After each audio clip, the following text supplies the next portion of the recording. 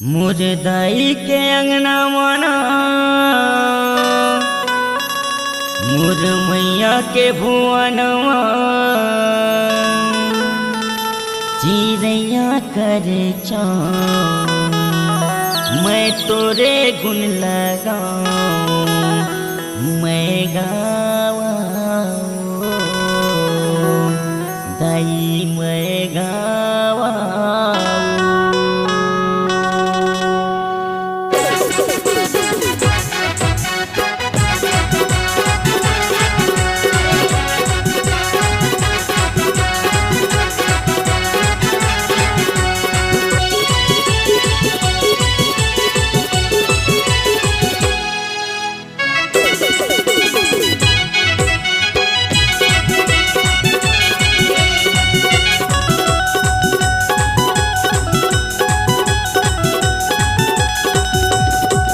मुरदाई के अंगना मना मोर मैया के भुवनवा मुरदाई के अंगना मना मोर मैया के भुवनवा चिड़ैया करे चाँव मैं तोरे गुण लगाऊं मैं गावना मैं गावना मैं गावना मैं गावना।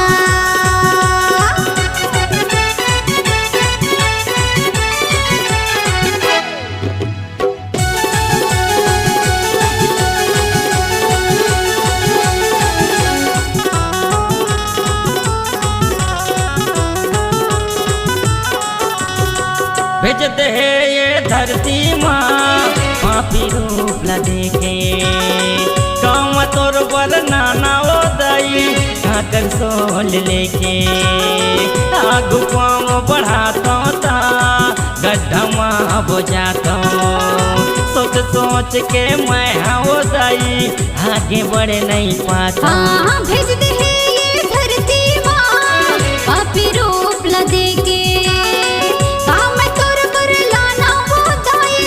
आकर सोल लेके आगू बाग बढ़ाता था गड्ढवा बुझाता सोच सोच के मैं बुदाई आगे बढ़ नहीं पाता।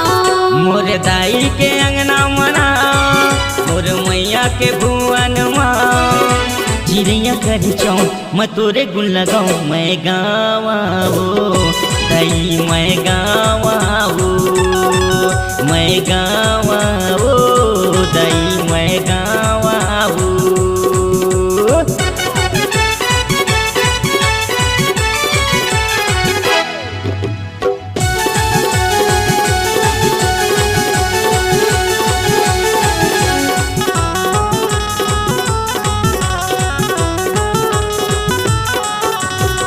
टीक टीक घड़ी कस कांटा मन मोर गुंजत है कलकत्ता के काली वो माई उल्टा धार बहत है बिगड़ी मोर बना दे वो माता छोला मोर तरसत है एती ओती चारों कोती हपटते भटकत है।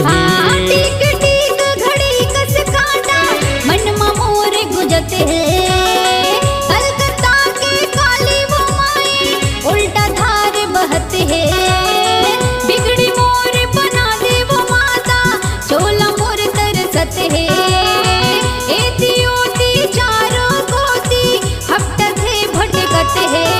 मुरदाई के अंगना मना मोर मैया के भुवनवा चिड़ैया करे चाँव मैं तोरे गुण लगाऊं मैं गावा दाई मैं गावा ये दाई मैं गावा मैं गावा मैं गावा दाई मैं गावा मैं गावना मैं गावना। अगर आप अपनी आवाज को एक नया आयाम देना चाहते हैं तो चले आइए मल्टी ट्रैक डिजिटल रिकॉर्डिंग के लिए संपर्क करें HK म्यूजिक कंपनी कोटा डबरी चांपा छत्तीसगढ़। मोबाइल नंबर है 9329238487 और 8085380380 339।